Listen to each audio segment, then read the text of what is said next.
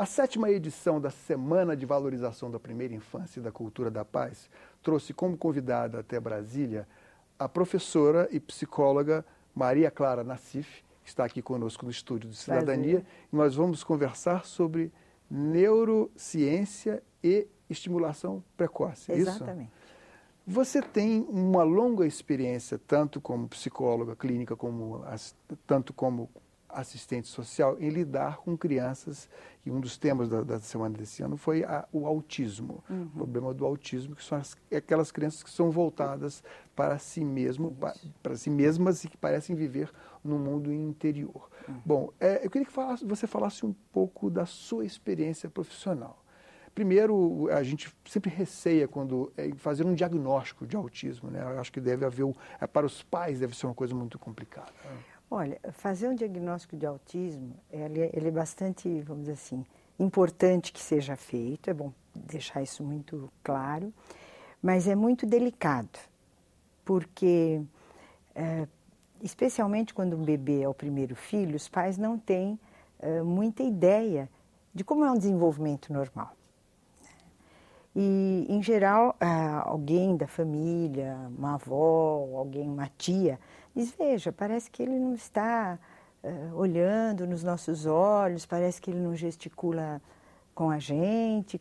Começam a notar que tem algo diferente. Isso, mais ou menos, que Olha, altura do essa altura que eu bebê? acho que a família pode começar a observar é em torno de 6 a 8 meses. Porque a criança, quando bebezinha, ela começa a lalação, aquelas primeiras sílabas sem sentido, isso.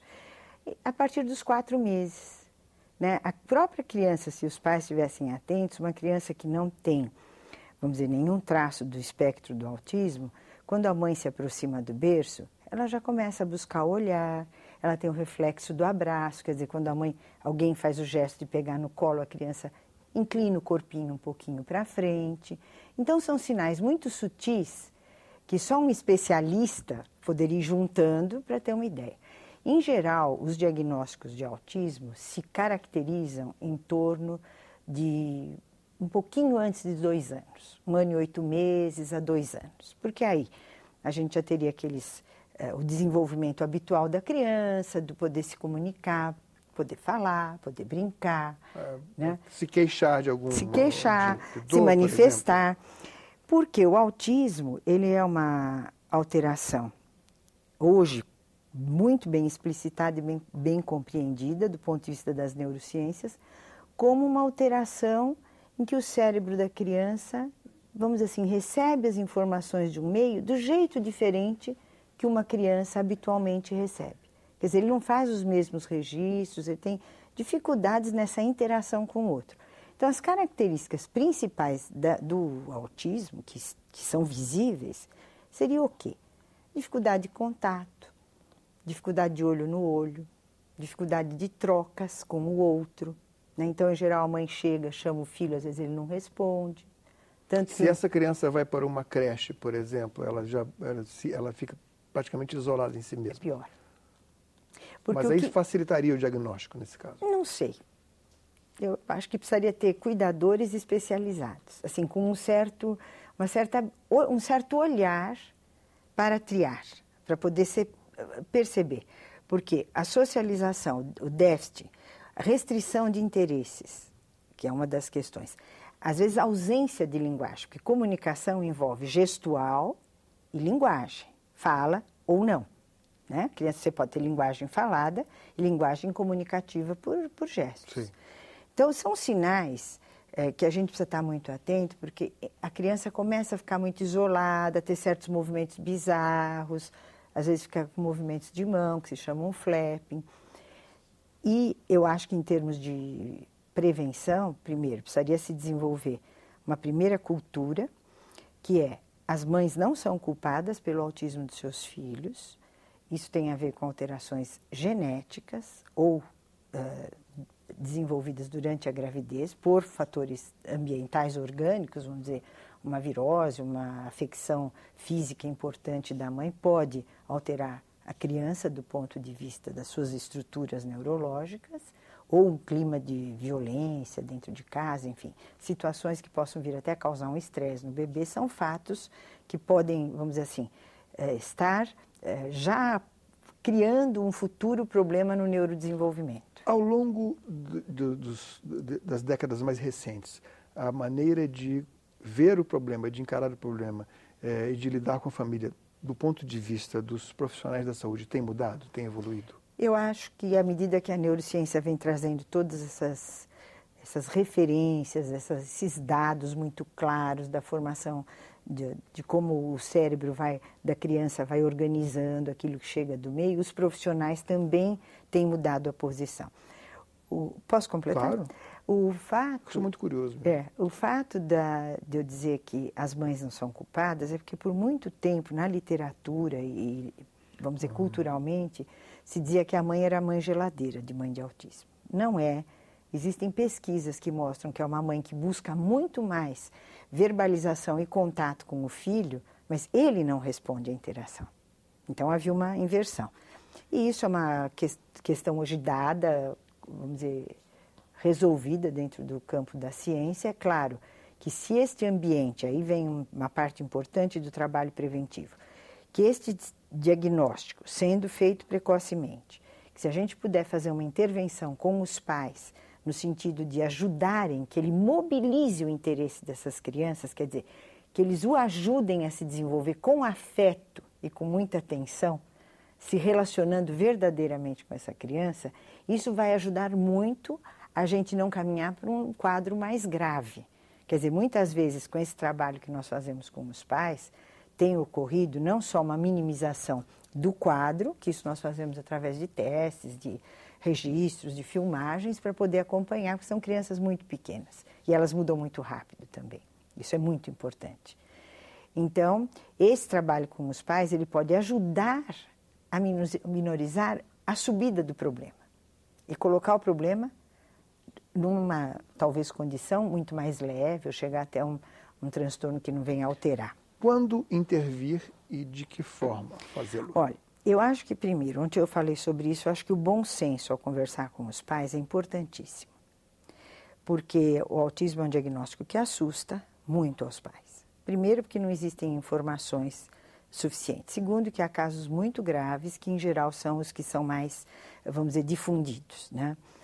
O que acontece? Primeiro, é possível reverter o quadro? Eu não digo reverter, porque isso é hoje uma discussão muito ampla dentro do campo das neurociências. O que se tem é que muitas crianças tratadas precocemente, elas passam a ter uma vida normalizada, mesmo que tenham tido o diagnóstico de autismo.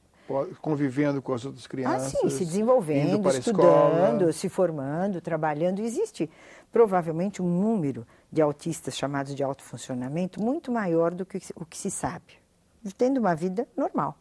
São as pessoas um pouco esquisitas, que às vezes têm dificuldade no trato afetivo, né, na troca, mas que podem evoluir muito bem.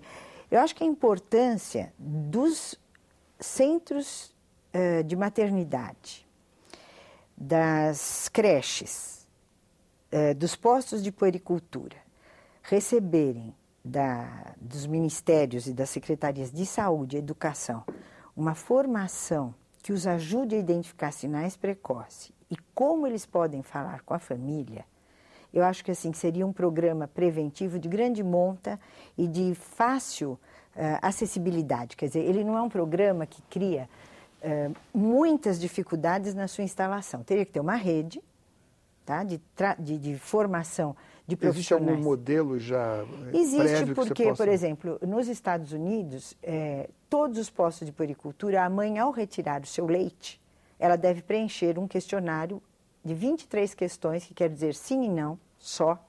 Um enfermeiro bem trabalhado pode aplicar. E isso já é um rastreamento, porque esse que é o problema. Isso já seria transponível para a nossa, automaticamente esse modelo poderia ser adotado na nossa rede pública de saúde. Exatamente, é isso que eu acho que a luta, uma das lutas é essa, por quê? Porque ele é de grande abrangência, ele é preventivo não só para autismo, mas, por exemplo, crianças que tiveram gestação de risco. A gente poderia acompanhar esses pais de gestação de risco, dizendo assim, olha, O que nós estamos fazendo, porque também a gente tem que tomar cuidado para não criar um estresse antecipado, que foi a sua primeira pergunta. Como falar para os pais? E, sobretudo, se existe uma herança cultural em que a mãe culpa a si mesma, Exatamente. Ou a família, né? Exatamente. Existe essa mistificação, né? Exatamente. Então, se a gente chegar para esses pais e poder dizer, olha, se nós ajudarmos, tivermos encontros regulares, a gente vai acompanhando junto o desenvolvimento do seu bebê, é uma maneira de protegê-lo, é uma maneira de ajudá-lo a se desenvolver bem. E não a gente colocar, olha, nós temos que acompanhar porque o risco de desenvolver uma patologia é grande. A gente pode até dizer, olha, é importante acompanhar porque é uma fase tão do comecinho da vida, a gente sabe quanto a arvorezinha é menor, mais um vento ou um furacão pode atingi-la. Então, é um cuidado preventivo, é isso que eu quero dizer. No livro que você está lançando agora, que é Neuropsicologia e Subjetividade, esse problema é abordado?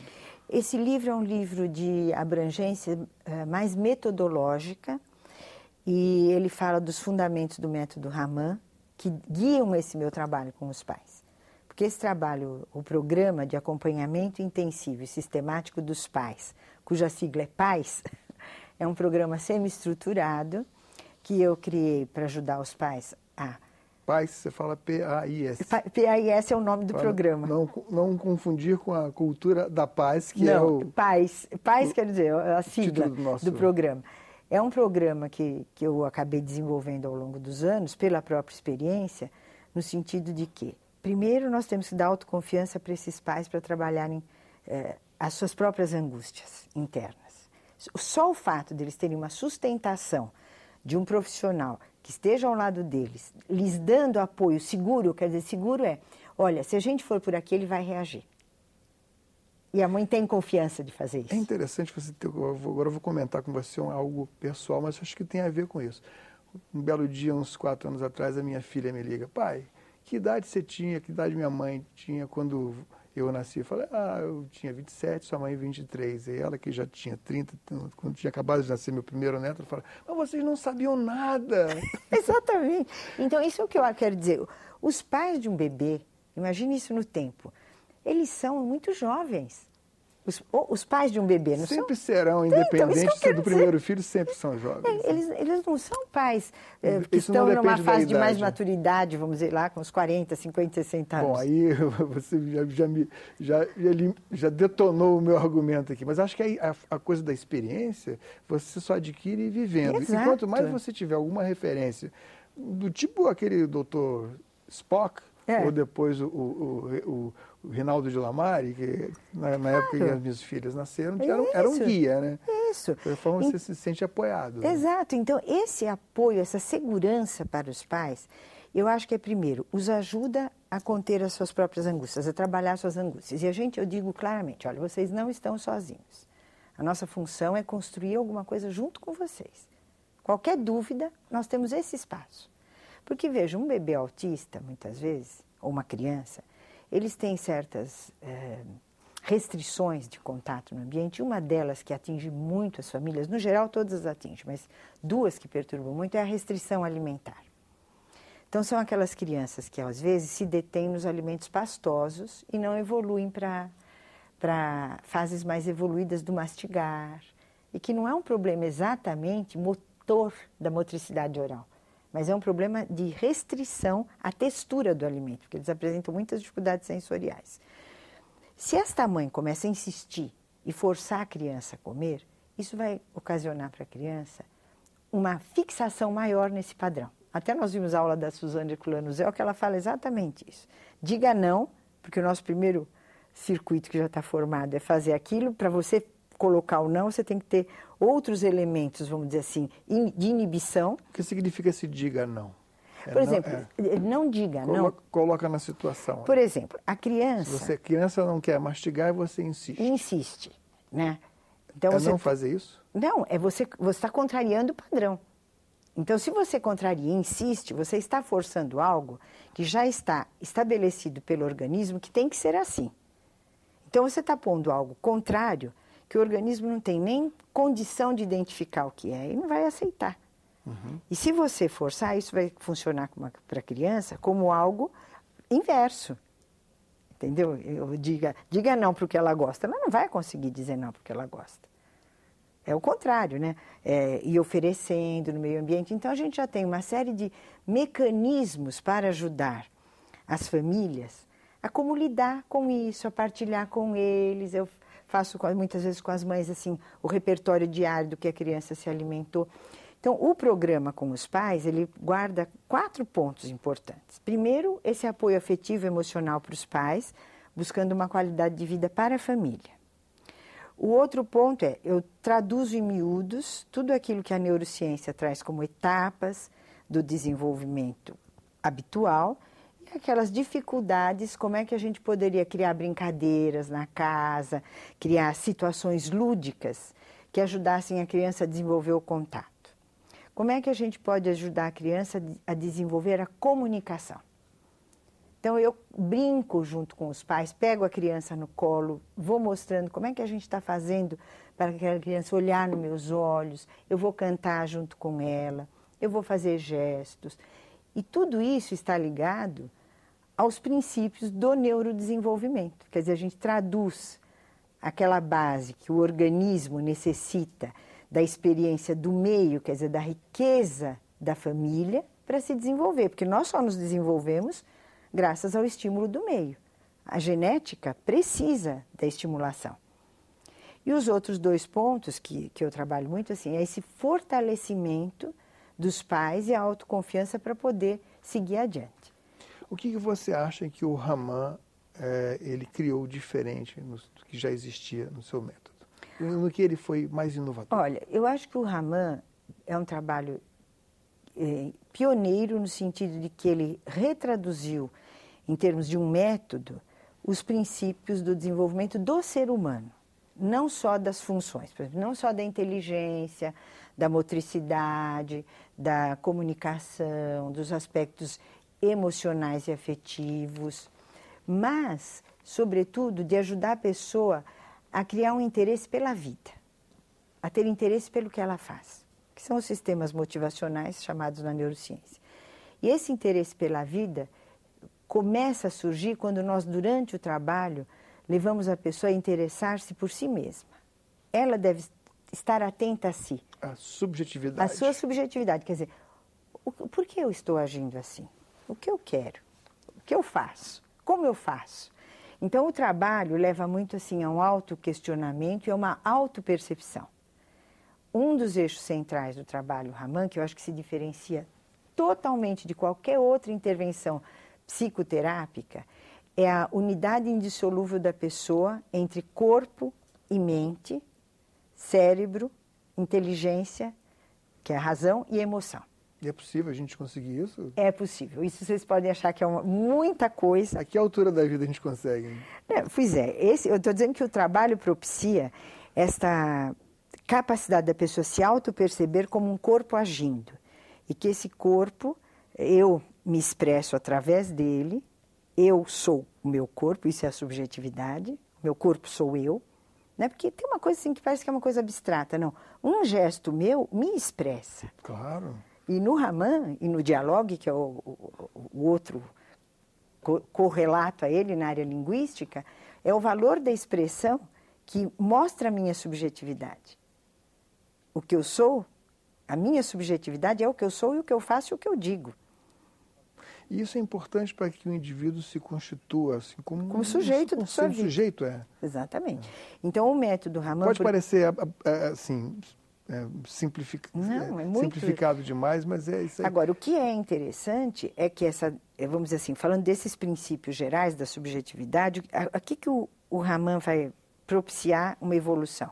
Do ponto de vista da identidade, né, na medida que eu me reconheço como sujeito, eu começo a me reconhecer como um eu verdadeiro, né?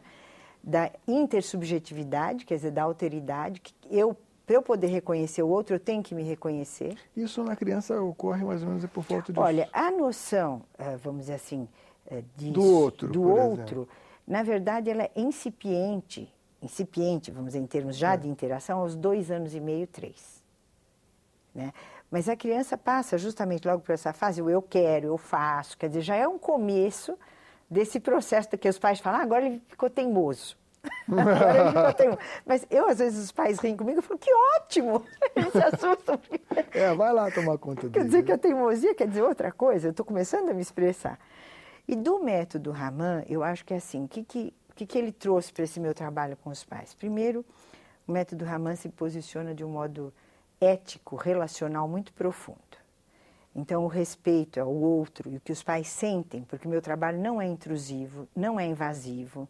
Eu procuro respeitar muito assim, como essa família vive e inserir essas questões do desenvolvimento, das brincadeiras, do desenvolvimento da linguagem, do vocabulário, dentro da dinâmica da casa. Ela não precisa ser mudada.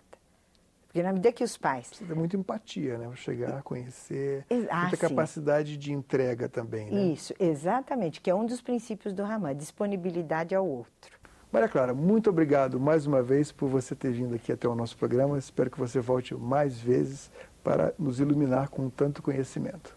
Muito obrigada, Paulo, agradeço o convite e também agradeço aos organizadores da Semana da Cultura e da Paz para participar do evento. Cidadania conversou com Maria Clara Nassif. Mande suas críticas e sugestões para nós. Ligue para o Alô Senado 0800 61 2211 ou acesse www.senado.leg.br/TV, onde você poderá baixar uma cópia ou ver de novo qualquer programa da TV Senado. Obrigado pela atenção e até o próximo Cidadania.